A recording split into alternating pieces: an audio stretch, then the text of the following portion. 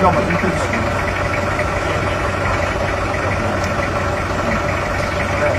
menne yo transfer mboɗɗi soni oya ɓe sori ɓe ko bandi mene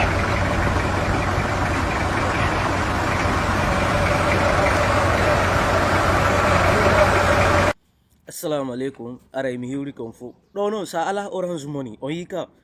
jamma si ɓe nangi si ɓe fotti e suka ni si ɓe fotti e suka ko quartier ji ma ko nder hoore lawol si ɓe teɓɓike ma allah walla ma de o haraɗa mari orange money ɗum ɗo noon ko hanki jemma goye waɗi ɗum ɗo ko hanki jemma ɗo waɗi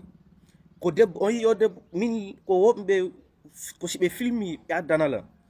ɓe explique anaylan kadi haray si feni toon ko kamɓe araynami on fami information ji komin jonata on fof au clair parce que ɗum ɗo ni déjà mi halani on gente on expiri la gente est déjà expiré ɗon sikkude ko sama kala wona e muɗum aɗum ɗo ko hanki jemma waɗi hanki jemma ɗum ɗo waɗi si ɓe fotti e ma ko nde quartier ɓe wawama ɗum anude o yi probléme jondi ɗi hakkude maɓɓe ni nin ka enen yiɗen jooɗi en ala solution nandi on sikka yiɗen mari on yi aliou ba ɓe yaltinamo ɓe nadamo ɓe yaltinamo ɓe nadamo o yimmota ko fi leader jon donc deuxièmement